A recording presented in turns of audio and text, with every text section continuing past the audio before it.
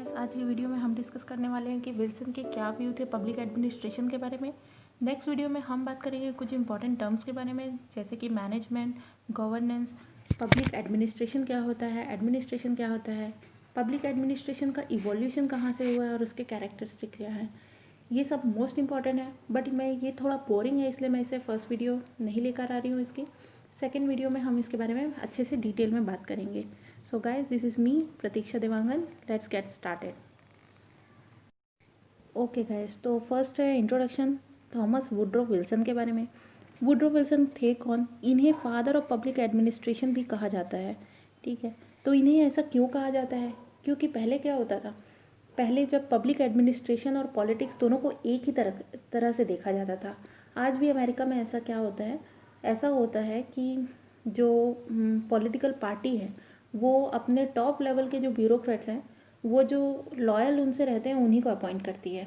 जो उनसे लॉयल रहते हैं, जो उनके बोलने से काम करते हैं, वही टॉप लेवल के ब्यूरोक्रेट्स होते हैं। तो इन्होंने फर्स्ट टाइम बोला कि नहीं, कि पब्लिक एडमिनिस्ट्रेशन और पॉलिटिकल पार्टी और पॉलिटिक्स बिल्कुल अलग होना चाहिए। तो इन्होंने ये आइडिया दिया कि the idea of public administration as a separate discipline, इन्होंने ही कहा, इसीलिए इन्हें फादर ऑफ पब्लिक एडमिनिस्ट्रेशन भी कहा जाता है। ही was the president of America for 2 decades, इसीलिए ये अमेरिका के प्रेसिडेंट थे। इसलिए जब ये वहाँ पे प्रेसिडेंट थे, जब वो खुद इस एग्जीक्यूटिव लेवल पे थे, टॉप पोजीशन पे, तब उन्होंने देखा कि कैसे जो ब्यूरोक्रेट्स रहते हैं वो सिर्फ पार्टी के लिए लॉयल रहते हैं, वो सिर्फ पॉलिटिक्स के लिए लॉयल रहते थे और ठीक से किसी चीज़ को इम्प्लीमेंट नहीं कर पाते थे। इसलिए इन्होंने ये आइडिया दिया। तो सबसे पहले इसमें हम लोग पढ़ेंगे, इसमें एक टर्म था, शायद मैंने यहाँ पे मेंशन करना भूल गया है, कि वो 1887 में एक बुक लिखे थे, the study of public administration.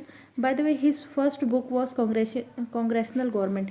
ये सब इतना इंपॉर्टेंट नहीं है, बस ये समझ लो जब भी आपके आंसर राइटिंग में ये लिखना हो तो आप ये चीज़ मेंशन करना कि he was the father of public administration and he conceive the idea of public administration as a separate discipline. Okay, the next topic is the study 3 draft. तो उन्होंने क्या किया था, उन्होंने 1887 में एक आर्टिकल लिखा था। एक मिनट, क्या हो गया, wait.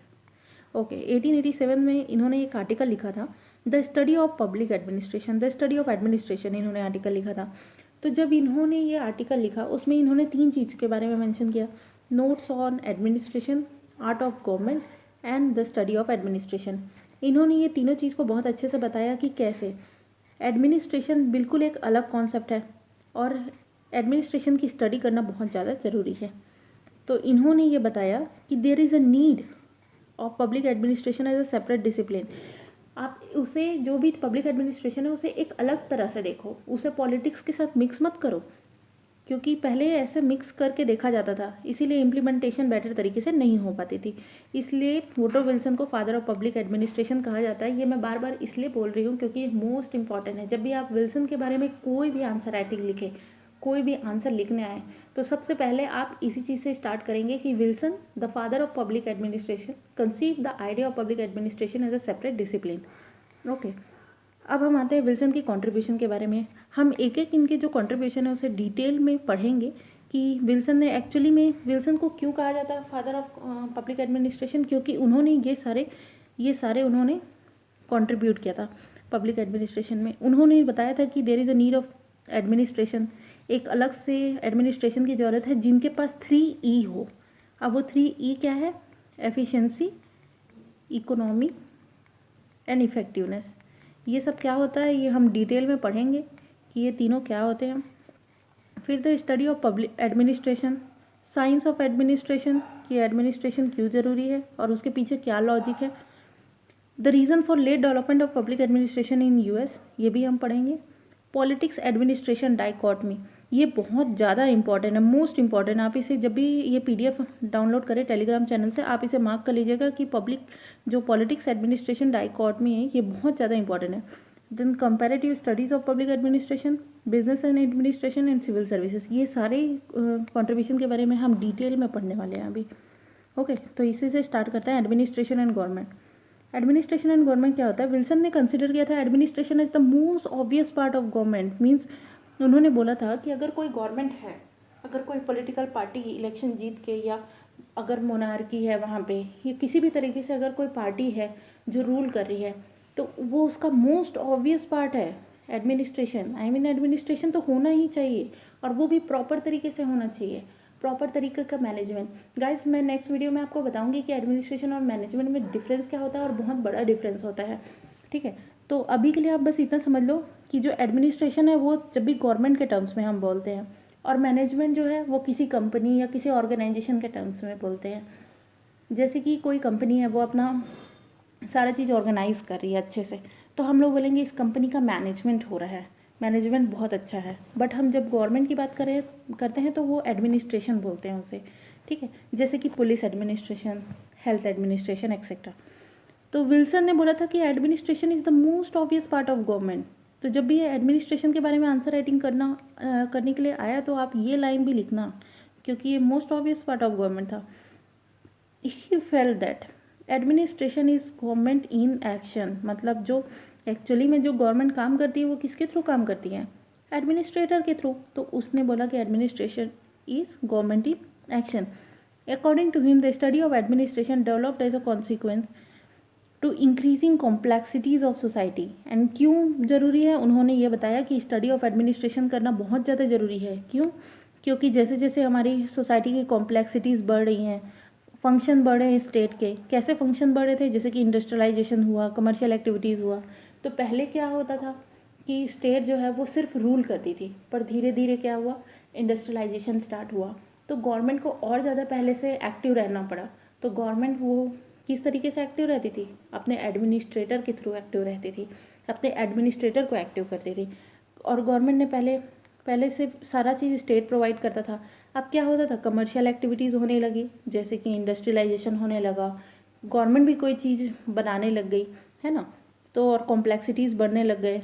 Growth of government on democratic lines, ये वाली लाइन भी बहुत ज़्यादा इंपॉर्टेंट है, क्योंकि गवर्नमेंट डेमोक्रेसी आने लगा। तो ये सब जो है, इस कारण study of administration is very important.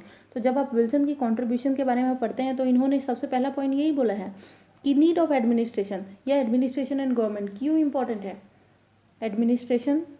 तो ये सब हमने पढ़ा था, स्टडी ऑफ एडमिनिस्ट्रेशन। ओके, अब मैंने बोला था कि ऑब्जेक्टिव्स क्या हैं इसके, 3E।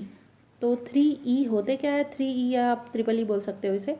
तो ये सब क्या होता है, देखो 3E का बेसिक समझ लो कि E फॉर होता है, फर्स्ट E होता है एफिशिएंसी, ठीक है। मतलब गवर्नमेंट कोई भी काम कर रही है वो एफिशिएंट तरीके से करें। सेकंड होता है इकोनॉमी, मीन्स आप कम खर्च में ज़्यादा बेहतर तरीके से काम करो, तो आपने पैसे बचाए, तो वो हो गया इकोनॉमी। और तीसरा होता है इफ़ेक्टिवनेस, इफ़ेक्टिव तरीके से काम करो, एफिशिएंसी, इकोनॉमी एंड इफ़ेक्टिवनेस। तो ये है 3E, मोस्ट इंपॉर्टेंट है ये, इसे बहुत अच्छे से याद कीजिए और इसे बहुत अच्छे से लिख लीजिए कहीं पर। आपको ये वाली स्लाइड हमेशा याद रखना है, जब भी विल्सन का क्वेश्चन आया ना, तो आपको ये वाली स्लाइड आपके दिमाग में रहना चाहिए। आप इसे लाइन बाय लाइन एकदम रट लो, एकदम आपके दिमाग में रहना चाहिए। जब भी आपके विल्सन का आंसर लिखने के बारे में आया, कि आपने ये स्लाइड माइंड में देखा, माइंड में याद किया, और तुरंत एक एक लाइन को जो भी आपसे पूछा गया है उस हिसाब से इसे अरेंज करके लिख दिया। ओके, तो हाँ, हम पढ़े थे स्टडी ऑफ एडमिनिस्ट्रेशन। क्यों इंपॉर्टेंट है study of administration? Because of efficiency, economy and effectiveness. आप ये वाली स्लाइड पढ़ लीजिएगा, क्योंकि इसमें यही सब दिया है, to discover the what government can properly and successfully do, ठीक है, with utmost possible efficiency. Efficiency के बारे में बात किया इन्होंने, मनी और एनर्जी के बारे में बात किया है, तो इकोनॉमी के बारे में बात किया है, और इन्होंने इम्पीरिकल एक्सपेरिमेंट्स के बारे में बात किया है, इफेक्टिव तरीके से काम करने के बारे में बात। तो अब हम बात करते हैं साइंस ऑफ एडमिनिस्ट्रेशन के बारे में। तो विल्सन ने ये कहा था कि भाई जो एडमिनिस्ट्रेशन है ना, वो एक टाइप का साइंस है, इसके पीछे एक लॉजिक है कि एडमिनिस्ट्रेशन होना क्यों चाहिए। तो इन्होंने बोला कि the science of administration is the latest fruit of study of science of politics. तो जो पॉलिटिक्स पहले हम पढ़ते थे ना कि ये पॉलिटिक्स है, ये पॉलिटिक्स है, तो ये उसी का फ्रूट है, ये उसी से आया है पब्लिक एडमिनिस्ट्रेशन। तो जब जब पॉलिटिक्स होगा तो पब्लिक एडमिनिस्ट्रेशन भी होगा। पॉलिटिक्स कभी भी इंडिविजुअल अपने आप में काम नहीं कर सकता, क्योंकि जो भी गवर्नमेंट इलेक्ट होकर आती है, क्या वो हर काम करती है? अभी जो मोदी आए हैं, क्या वही हर काम कर रहे हैं? नहीं। आप जब डिस्ट्रिक्ट लेवल पे जाके देखेंगे तो आपके कलेक्टर्स और उनके साथ और भी ब्यूरोक्रेट्स रहते हैं, वो सब मिल के काम करते हैं। तो पब्लिक एडमिनिस्ट्रेशन किसका एक पार्ट है? पॉलिटिक्स का एक फ्रूट है, पॉलिटिक्स का एक पार्ट है। तो ये रहा। तो Wilson was critical that not much scientific method was to be discuss in American administrative practice. तो उन्होंने देखा कि ज़्यादा कुछ इसके बारे में अमेरिका में बात नहीं करते, है ना। तो इन्होंने ये भी देखा कि जो यूरोप है वहाँ पे एडमिनिस्ट्रेशन बहुत अच्छे से डेवलप हो रहा है, बट अमेरिका में ज़्यादा अच्छे से डेवलप नहीं हो पा रहा था। उसका रीज़न क्या था कि यूरोपियन कंट्रीज़ में क्यों इतना ज़्यादा डेवलप हो रहा था और अमेरिका एक इंडिपेंडेंट डेमोक्रेटिक कंट्री उसके बाद भी वहाँ पे डेवलप नहीं हो पा रहा था, क्योंकि यूरोपियन कंट्रीज़ जो है वो एक मोनार्की कंट्रीज़ थी और वहाँ पे सिर्फ गवर्नमेंट का रूल होता था, गवर्नमेंट के अगेंस्ट कोई आवाज़ नहीं उठा सकता था। तो गवर्नमेंट जो भी करती थी उसको सारे लोग एक्सेप्ट करते थे। बट अमेरिका जो है वो एक डेमोक्रेटिक कंट्री है, वहाँ पे अगर गवर्नमेंट ज़्यादा कुछ बोल दी तो लोग वहाँ प्रोटेस्ट करने लग जाएंगे कि भाई तुम ऐसा क्यों कर रहे हो, ठीक है। तो इसी कारण से विल्सन ने कहा है कि European countries were independent of popular assent, वो इंडिपेंडेंट थे और देयर वॉज मोर गवर्नमेंट बहुत ज़्यादा था। और मोर गवर्नमेंट मीन्स आपने एक टर्म पढ़ा होगा, more government and less governance and less government and more governance, ये आपने एक टर्म पढ़ा होगा। तो क्या होता है, गवर्नमेंट ज़्यादा था बट काम अच्छे से नहीं कर रही थी, there was less governance there, इसलिए जो पब्लिक एडमिनिस्ट्रेशन है वो यूरोपियन कंट्रीज, यूरोपियन सॉयल में हम बोल सकते हैं पहले डेवलप हुआ। एंड सेकेंड क्या था कि the desire to keep government of monopoly, ठीक है। तो इसके कारण क्या हुआ, ये पहले डेवलप हुई। इस लाइन का मतलब क्या है कि जो गवर्नमेंट थी वही हर चीज़ करती थी, तो गवर्नमेंट के खिलाफ कोई प्रोटेस्ट नहीं कर सकता था, इसलिए वहाँ पे ये जो पब्लिक एडमिनिस्ट्रेशन है वो पहले डेवलप हुआ। अब reason for late development of public administration in US, क्यों यहाँ पे हुआ, क्योंकि यहाँ पे ये अमेरिका में यहाँ पे पॉपुलर सॉवरेनिटी था, यहाँ लोगों के अगेंस्ट काम करना होता था और लोगों के अगेंस्ट हम कोई डिफिकल्ट स्टेप नहीं ले सकते थे। Therefore Wilson felt that, Wilson ने ये कहा है, मैं नहीं बोल रही हूँ, ये विल्सन बोल रहे हैं कि it was difficult to organise administration in a democracy than a monarchy, ठीक है। For administration to be continuously responsive to, ये कॉल्ड पब्लिक ओपिनियन, ओके।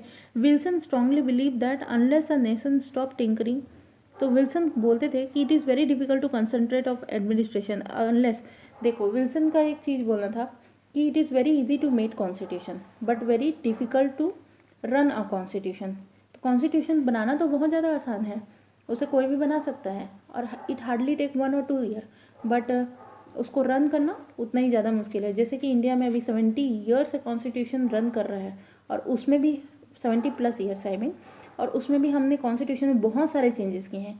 लेकिन पाकिस्तान में क्या है, जब से कॉन्स्टिट्यूशन बना तो क्या वो अच्छे तरीके से रन हो पाया, अभी तक नहीं हो पाया।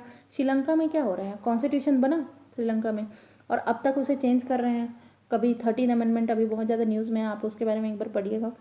तो उसे बार बार चेंज किया जा रहा है, कॉन्स्टिट्यूशन ढंग से बना ही नहीं पा रहे हैं, है ना। तो इन्होंने यही कहा, वहाँ पे इम्प्लीमेंटेशन ठीक से नहीं हो पा रहा है श्रीलंका में, ठीक है। तो इन्होंने, विल्सन ने यही कहा, it is very easy to make a constitution but it is very difficult to run. और रन करना मतलब क्या होता है, एडमिनिस्ट्रेशन करना उसका कॉन्स्टिट्यूशन का, अच्छी तरीके से इम्प्लीमेंट करना। अब इन्होंने बोला this is because no constitution can last more than 10 years without changes, therefore government हमेशा बिजी रहती है with this changes and alteration और little time, there is living little time to concentrate on details of administration, इसलिए administration पे focus नहीं कर पाती है। जैसे कि हम आज भी इस चीज़ को देख रहे हैं श्रीलंका में कि गवर्नमेंट बहुत ज़्यादा बिजी है, कॉन्स्टिट्यूशन को ही ढंग से बना नहीं पा रही है, और तो एडमिनिस्ट्रेशन पे क्या फोकस करेगी, इसीलिए इतना ज़्यादा डेप्थ ट्रैप और ये सब में फंसा हुआ है श्रीलंका, ठीक है। अब ये तो बहुत ज़्यादा इंपॉर्टेंट टॉपिक है, मोस्ट इंपॉर्टेंट टॉपिक, आप इसे एकदम मार्क कर लीजिएगा। इसमें से एक क्वेश्चन आपके एग्जाम में जरूर आएंगे और आप जब प्रीवियस ईयर क्वेश्चन उठा के भी देखेंगे ना, हम प्रीवियस ईयर क्वेश्चन के बारे में, सारे के बारे में अच्छे से डिस्कस करेंगे कि क्या क्या क्वेश्चन आए हुए हैं और एक उनका आंसर फॉर्मेट भी मैं आपको शेयर कर दूंगी, ठीक है। तो ये मोस्ट इंपॉर्टेंट टॉपिक है, पॉलिटिक्स एडमिनिस्ट्रेशन डाइकोटोमी। तो क्या डाइकोटोमी था, अब विल्सन ने कहा था कि पॉलिटिक्स जहाँ भी होगी एडमिनिस्ट्रेशन उसका एक पार्ट है, ठीक है। पहले विल्सन ने ये बोला कि पॉलिटिक्स का ही फ्रूट है एडमिनिस्ट्रेशन, पॉलिटिक्स से ही एडमिनिस्ट्रेशन आए हैं। फिर बाद में विल्सन बोलते हैं कि political question are not administrative question, political question मतलब पॉलिटिक्स के जो क्वेश्चन है, पॉलिटिकल जो क्वेश्चन है वो एडमिनिस्ट्रेटिव क्वेश्चन नहीं है। और बोलते हैं कि जो एडमिनिस्ट्रेशन है वो पॉलिटिक्स के आउटसाइड लाई करता है। उन्होंने बोला कि ये जो पॉलिटिक्स है, सपोज ये इसका स्पेयर है, तो जो एडमिनिस्ट्रेशन है इसके आउटसाइड लाई करता है। तो भैया तुमने पहले बोला कि पॉलिटिक्स और एडमिनिस्ट्रेशन एक ही है, बाद में बोला पॉलिटिक्स और एडमिनिस्ट्रेशन एक ही है, बाद में इन्होंने बोला कि पॉलिटिक्स अलग है और एडमिनिस्ट्रेशन अलग है। तो ये उनका था डाइकोटोमी, कि पहले वो बोलते थे कि पॉलिटिक्स और एडमिनिस्ट्रेशन दोनों सेम हैं, दोनों एक दूसरे से जुड़े हुए हैं, कभी वो अलग नहीं होंगे। बट ये बाद में बोले कि administration lies outside the sphere of politics.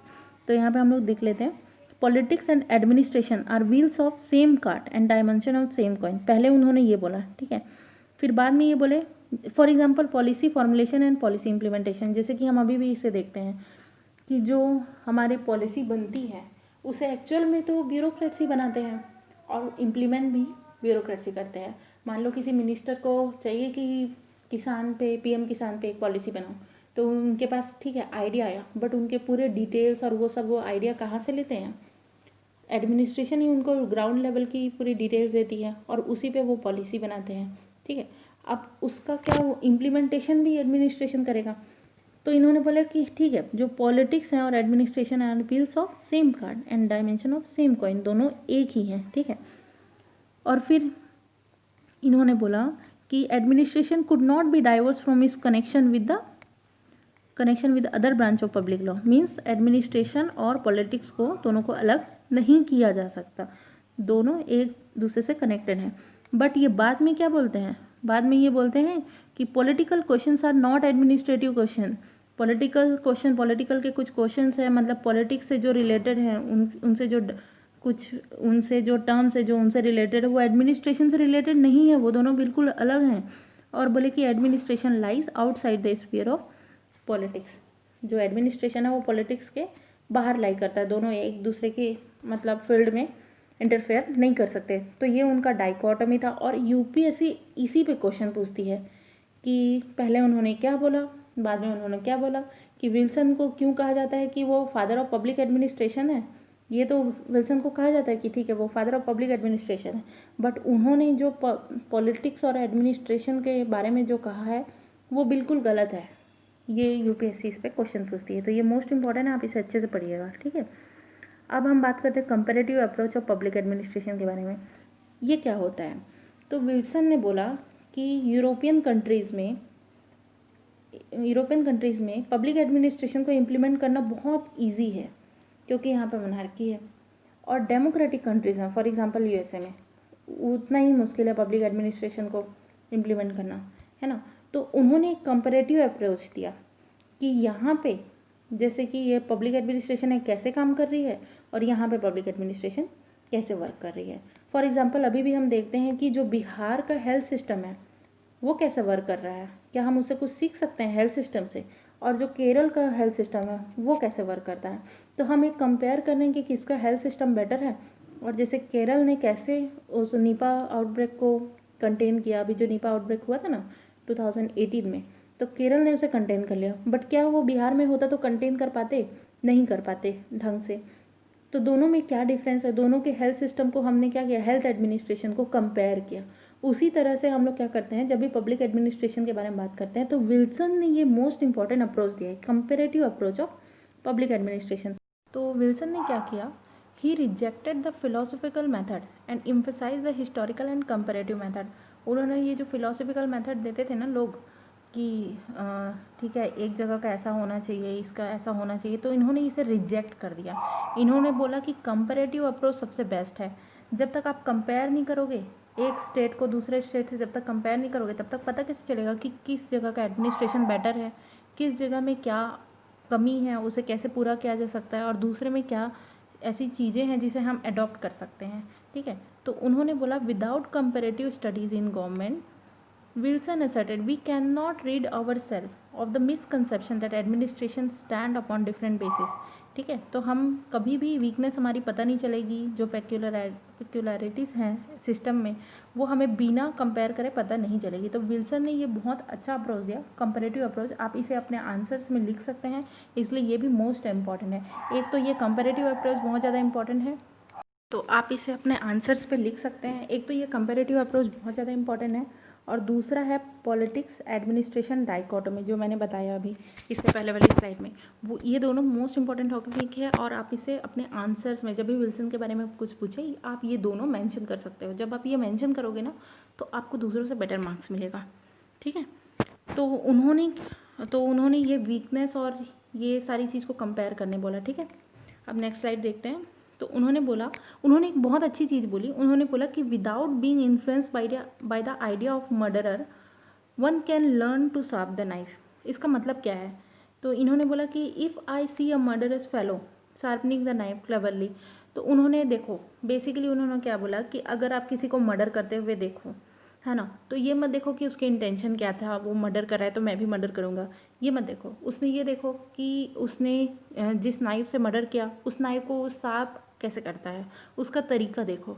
इसका मतलब ये है कि विल्सन ने एक कंपैरेटिव अप्रोच अपनाया। कैसे? उन्होंने बोला कि जैसे कि यूएसए में आपकी डेमोक्रेसी है और यूरोप में क्या है, मोनार्की है ना। तो अगर यहाँ का पब्लिक एडमिनिस्ट्रेशन बेटर है और यूएसए को ये अडॉप्ट करना है यहाँ का पब्लिक एडमिनिस्ट्रेशन, तो आप ये नहीं करोगे कि यहाँ पे मोनार्की है तो यहाँ पे भी मोनार्की फॉलो करते हैं डेमोक्रेसी को हटा के और यहाँ का पब्लिक एडमिनिस्ट्रेशन बेटर बन जाएगा, नहीं। तो उन्होंने बोला कि without being influenced by the idea of murderer, तो ये जो आइडिया ऑफ मर्डरर है, इसको मोनार्की है और यहाँ पे डेमोक्रेसी है, तो ये सबसे इन्फ्लुएंस ना हो कि आप क्या करो, एक कंपैरेटिव अप्रोच लो। One can learn to sharp the knife. आप सिर्फ नाइफ शार्प करने का तरीका देखो कि कैसे पब्लिक एडमिनिस्ट्रेशन को यूरोपियन कंट्रीज़ में कैसे पब्लिक एडमिनिस्ट्रेशन को बेटर बनाए। तो यहाँ पे कुछ अच्छी चीज़ें होंगी कि यहाँ पे पब्लिक एडमिनिस्ट्रेशन और क्या क्या कर रही है, यहाँ पे गवर्नमेंट ने उसे कितने पावर दिया है, कितना अकाउंटेबिलिटी रख रहे हैं, कितना कंट्रोल में रख रही है उसे। तो आप वो सिर्फ आइडियाज़ देखो कि यूएसए में हम उसको कैसे इम्प्लीमेंट कर सकते हैं। Wilson felt that one can learn from European autocracies, वहाँ के ऑटोक्रेसी से हम लर्न कर सकते हैं। They are more efficient administrative method, वहाँ के मेथड लर्न कर सकते हैं, ना कि हमको क्या करना है वहाँ के मोनार्की और वो सबको हमको इम्प्लीमेंट नहीं करना है। Without importing their autocratic spirit, उसके ऑटोक्रेटिक स्पिरिट को बिना इम्प्लीमेंट किए हम सिर्फ क्या देखेंगे कि क्या क्या चीज़ें हैं। If democracy is able to meet the challenges of chaos from within and force from outside, वही चीज़ है कि without being influence by the idea of murderer, कि हम मोनार्की है तो मोनार्की को बिना लाए, ठीक है, सिर्फ डेमोक्रेटिक प्रिंसिपल्स पे कैसे पब्लिक एडमिनिस्ट्रेशन को बेटर बना सकते हैं। ये चीज़ विल्सन ने बहुत अच्छी चीज़ बोली कंपैरेटिव अप्रोच में। इसको आपको अपने आंसर्स में मेंशन करना है, ठीक है। अब नेक्स्ट स्लाइड है ये बिजनेस एंड एडमिनिस्ट्रेशन। तो बिजनेस एंड एडमिनिस्ट्रेशन के बारे में विल्सन ने क्या बोला? विल्सन ने बोला कि गवर्नमेंट जो सबसे ज़्यादा पैसा खर्च करती है, जैसे आप ये समझो कि बिजनेस में सबसे ज़्यादा इंपॉर्टेंट क्या होता है? मनी। क्योंकि जो कोई भी प्राइवेट ऑर्गेनाइजेशन अगर वो बिजनेस कर रही है तो उनको सबसे ज़्यादा क्या चाहिए? मनी। और उसके लिए वो सबसे इकोनॉमी पे अपने सबसे ज़्यादा ध्यान देगी, ठीक है, अपनी इकोनॉमी पे वो सबसे ज़्यादा ध्यान देगी। तो गवर्नमेंट को भी अगर एफिशिएंट हमें बनाना है तो हमें भी सबसे ज़्यादा क्या करना पड़ेगा? अपनी इकोनॉमी पे ध्यान देना पड़ेगा। तो अभी तक हम 3E के बारे में पढ़े, तो एफिशिएंसी एंड इफेक्टिवनेस के बारे में हमने पढ़ चुका कि कैसे इफेक्टिव बनाना है, कंपैरेटिव अप्रोच लेना है, वो सब हम पढ़ चुके हैं। अब यहाँ पे हम बात कर रहे हैं गवर्नमेंट एंड बिजनेस के बारे में, एडमिनिस्ट्रेशन एंड बिजनेस के बारे में, कि कैसे हम दोनों को इफेक्टिव बना सकते हैं। तो इन्होंने बोला कि जो अप्रोच गवर्नमेंट बिजनेस फॉलो करती है ना, वही अप्रोच गवर्नमेंट फॉलो करती है, मतलब दोनों सेम है। इन्होंने बोला, विल्सन ने क्या बोला कि जो गवर्नमेंट है या फिर जो एडमिनिस्ट्रेशन है वो बिजनेस एडमिनिस्ट्रेशन के तरीके की ही अप्रोच फॉलो करेगी, ठीक है, तभी वो क्या बन पाएगी? इकोनॉमिकली बेनिफिशियल हो पाएगी, है ना। तो इन्होंने बोला कि the field of administration is the field of business, दोनों सेम है। इन्होंने कहा जो एडमिनिस्ट्रेशन का जो फील्ड है ना, ये एडमिनिस्ट्रेशन का फील्ड है और ये बिजनेस का फील्ड है, तो दोनों क्या है? सेम है। It is remove from Hari and stripe of politics. Wilson also advocated recruitment on the basis of merit. तो जैसे इन्होंने बोला कि जैसे बिजनेस है उसमें मेरिट बेसिस पे लेते हैं, ये नहीं कि कौन लॉयल है बिजनेस से उसको लेते हैं, है ना। तो वैसे ही हमें क्या करना है कि जो गवर्नमेंट है जब वो अपने एडमिनिस्ट्रेटर को सेलेक्ट करे तो किसके बेसिस पे सेलेक्ट करे? मेरिट के बेसिस पे, क्योंकि पहले ये यूएसए में नहीं हुआ करता था, जो लॉयल रहता था उसे ही सेलेक्ट किया जाता था, ठीक है। तो administration is business and like business, ठीक है, it does not involve itself into question of politics. देखो यहाँ पे भी फिर इन्होंने डाइकोटोमी के बारे में बात किया ना कि does not involve itself in the question of politics. तो यहाँ पे ये बोल रहे हैं कि पॉलिटिकल क्वेश्चन अलग है, एडमिनिस्ट्रेटिव क्वेश्चन अलग है, यही तो हमने डाइकोटोमी के बारे में पढ़ा भी था। और इन्होंने ये बोल रहे हैं कि जो एडमिनिस्ट्रेटिव क्वेश्चन है वो बिजनेस की जैसे है, एडमिनिस्ट्रेशन इज बिजनेस। तो इन्होंने एक तरीके से क्या किया है, एडमिनिस्ट्रेशन और बिजनेस को क्या कर दिया है, इक्वल कर दिया है। तो इन्होंने अब क्या बोल रहे हैं ये आगे, administration being remove from politics is not subject to vagaries but it's goes on uninterrupted continuing the promise of system. ये उतना ज़्यादा इंपॉर्टेंट नहीं है, आप बस इतना याद रखो कि ये कैसे 3E के बेसिस पे काम करता है और विल्सन ने कैसे सबसे ज़्यादा 3E's जो है इन्हें फोकस किया है। ठीक है, तो study of public administration should be akin to central concern of business administration. तो जैसे central concern of business administration क्या है, इकोनॉमी, एफिशिएंसी एंड इफेक्टिवनेस। तो जो एडमिनिस्ट्रेशन है उसे भी कैसे वर्क करना चाहिए, बिजनेस की जो 3E's हैं उस प्रिंसिपल पे एडमिनिस्ट्रेशन को वर्क करना चाहिए, ये विल्सन ने कहा है, ये बहुत इंपॉर्टेंट है। फिर सिविल सर्विसेज के बारे में उन्होंने क्या किया, अभी तो हमने पढ़े ही, उन्होंने क्या कहा सिविल सर्विसेज के बारे में कि हमें मेरिट बेस सिविल सर्विसेज चाहिए, कि अगर आप किसी को रिक्रूट कर रहे हो, अगर आप किसी को कलेक्टर बना रहे हो तो जो उसकी UPSC की रैंक है उसके हिसाब से बनाओ। मीन्स क्या, किस बेसिस पे बनाओ, मेरिट बेसिस पे बनाओ, ये नहीं कि जो लॉयल है उस पे बनाओ। अगर मेरिट बेसिस पे बनाओगे तो जो सबसे मोस्ट कैपेबल पर्सन है वही बनेगा एडमिनिस्ट्रेटर, है ना। तो उन्होंने ये चीज़, पहले ये चीज़ नहीं हुआ करती थी, याद रखना, ठीक है। तो उन्होंने ये बोला टेक्निकली स्कूल सिविल सर्विसेज, ठीक है, उन्होंने सबसे पहले ये बोला। दूसरा merit based civil services. Technically schooled मतलब क्या है कि अगर किसी सिविल सर्विसेज को आप अपॉइंट कर लिए, ठीक है, उसके बाद उसको स्कूलिंग दो मीन्स ट्रेनिंग दो उनको अच्छे से, तो टेक्निकल ट्रेनिंग उनको देनी चाहिए, टेक्निकली स्कूल्ड। आज भी हम लोग टेक्निकल ट्रेनिंग नहीं देते, एडमिनिस्ट्रेटिव ट्रेनिंग देते हैं, ठीक है। तो जिस फील्ड से वो काम करेंगे उस फील्ड की वो ट्रेनिंग उन्हें देना चाहिए। Oppose the creation of democratic elite. उन्होंने ये बोला कि ऐसा नहीं होना चाहिए कि आप ब्यूरोक्रेट्स किसी को बना दिए, ठीक है चलो रिक्रूटमेंट के बेसिस पे कि हाँ वो फर्स्ट आया है, सेकंड आया है, UPSC AIR 1 है, तो बना तो दिए ब्यूरोक्रेट्स, बट उस पर कोई कंट्रोल ना हो ना, उसे क्या करना है, कंट्रोल पे रखना है, उसे अकाउंटेबल रखना है, उसे कंट्रोल पे रखना है, ताकि वो हमेशा इफेक्टिव तरीके से काम कर सके। उन्होंने सिविल सर्विसेज रिफॉर्म के बारे में बोला, और क्या बोला, reforms in method of appointment, यही तो है appointment, merit based civil services, merit based appointment, उन्होंने ये चीज़ फोकस किया। Wanted civil services to be cultured and self sufficient and intimately connected to the people से कनेक्टेड होना चाहिए, उनको कंट्रोल में रखो ताकि वो पीपल से कनेक्टेड हो, ये नहीं कि जो पॉलिटिक्स है उससे लॉयल हो जाए, है ना, ऐसा नहीं होना चाहिए, ठीक है। अब ये हमारी लास्ट स्लाइड है, क्रिटिसिज्म, ठीक है। तो कैसे कैसे विल्सन को क्रिटिसाइज़ किया है, तो फर्स्ट पॉइंट पे जिस पे क्रिटिसाइज़ कर सकते हैं वो तो डाइकोटोमी है। पहले विल्सन ने बोला कि जो पॉलिटिक्स है वही एडमिनिस्ट्रेशन है, ठीक है, दोनों सेम है। फिर लास्ट में बोलते हैं कि जो पॉलिटिक्स है वो एडमिनिस्ट्रेशन नहीं है, तो ये तो उनकी डाइकोटोमी थी, है ना। तो इसी पे सबसे पहला क्रिटिसिज्म है कि उनको समझ ही नहीं आ रहा है कि पॉलिटिक्स और एडमिनिस्ट्रेशन सेम है या नहीं है। तो वाल्डो ने क्या कहा है, वाल्डो, डी वाइट वाल्डो, इसके बारे में आप डिटेल में पढ़ोगे आने वाले 2-3 वीडियो के बाद, मैं इसके बारे में अच्छे से बताऊंगी। Waldo called it serious contradiction in Wilson की ये सीरियस कॉन्ट्रडिक्शन है, ठीक है। Refers dichotomy but not suggested the balance between the two. उन्होंने डाइकोटोमी तो बता दिया कि हाँ भैया कभी कभी सेम होते हैं, कभी कभी अलग होते हैं, लेकिन उन्होंने ये नहीं बताया कि पॉलिटिक्स और एडमिनिस्ट्रेशन को बैलेंस कैसे करें, दोनों को कैसे बैलेंस करें, ये चीज़ तो नहीं बताई उन्होंने, है ना। Didn't suggest how to make it science of administration. उन्होंने ये तो बताया कि ठीक है ये एक साइंस ऑफ एडमिनिस्ट्रेशन होना चाहिए, एडमिनिस्ट्रेशन का एक अलग फील्ड होना चाहिए, एडमिनिस्ट्रेशन का एक अलग सब्जेक्ट होना चाहिए, ठीक है। तो उन्होंने ये चीज़ तो बोला कि नीड ऑफ एडमिनिस्ट्रेशन, बहुत ज़रूरी है administration, civil services merit based होना चाहिए, लेकिन ये नहीं बताया कि कैसे होने चाहिए, कैसे ये सब चीज़ को इम्प्लीमेंट करें, ये तो नहीं बताया उन्होंने। And its idea was very his idea was very general, broad and vague ideas. ये उस समय ऐसा क्रिटिसाइज़ किया गया था बिकॉज वो टाइम के हिसाब से तो बहुत वेग आइडियाज़ थे। अब लास्टली रिचर्ड स्टिलमैन ने कहा है, it was contradictory to consider administration and business similar. It was very contradictory, कैसे एडमिनिस्ट्रेशन जो होता है, इन्होंने बोला ना विल्सन ने कि एडमिनिस्ट्रेशन और बिजनेस सेम है ना, ठीक है। इन्होंने बोला कि जो एडमिनिस्ट्रेशन है और जो बिजनेस है वो सेम है, एडमिनिस्ट्रेशन इक्वल टू बिजनेस, ठीक है। बट क्या ऐसा होता है रियल में, नहीं होता, क्योंकि जो एडमिनिस्ट्रेशन है, पब्लिक एडमिनिस्ट्रेशन है, वो किसके लिए काम करती है, पब्लिक के लिए काम करती है। तो वो लोग क्या करते हैं, मनी को ज़्यादा इंपॉर्टेंस दे सकते हैं क्या, कि पब्लिक को ज़्यादा इंपॉर्टेंस देंगे? अगर ये पब्लिक भी है और मनी भी है तो दोनों में से ज़्यादा किसको इंपॉर्टेंस देंगे, इकोनॉमी को या पब्लिक को? पब्लिक को।